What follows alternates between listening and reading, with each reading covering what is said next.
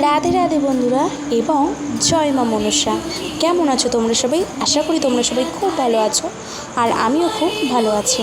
আজকে ভিডিও শুরুতেই রাধে রাধের পাশাপাশি জয় মা মনসা বললাম, কারণ আজকে হচ্ছে মনসা পুজোর আগের দিন, আর আমার মামা বাড়িতে অনেক বড় করে মনসা পুজো করা হয়।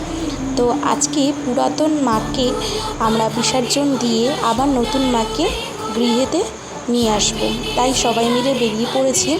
সাথে ছিল ঢাক, কাশি।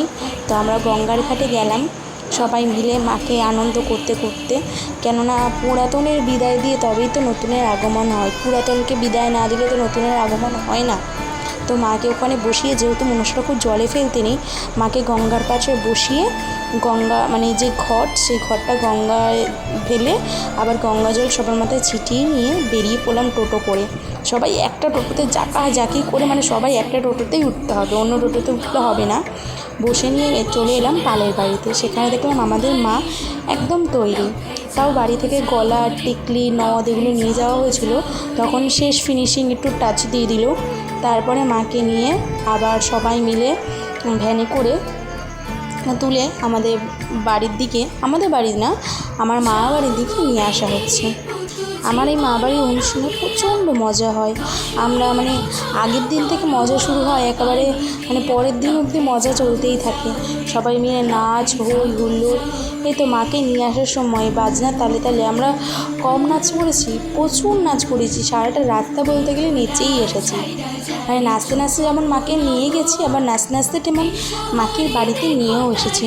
সবাই মিলে নাচ হুল্লোড়, মানে এগুলো হচ্ছে কি, মানে বছরের শেষে সবাই আত্মীয় স্বজন, দিদি, সবাই জামাইবাবু সবাই এক জায়গায় মিলিত হয়ে মানে একটা আলাদাই আনন্দ।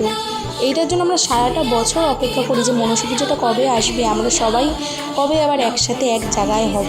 মানে সবাই এক জায়গায় হওয়া মানে বলার বাইরে। তো মা যেহেতু বাড়িতে এসছে, আমার যে বড় মামি, সে মাকে বরণ করে নিচ্ছে, কেননা বরণ করে তবেই ভ্যান থেকে নামিয়ে মাকে ঘরে তোলা হয়। ঘরে বলতে আমাদের মা বাড়ির যে মন্দির প্রতিষ্ঠিত, সেই মন্দিরে তোলা হয়।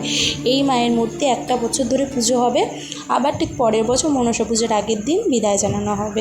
তাই মাকে সবাই মিলে, কেননা মন্দিরে তুলতে তো অনেক কাউকে লাগে, তো মন্দিরে তুলে দিল।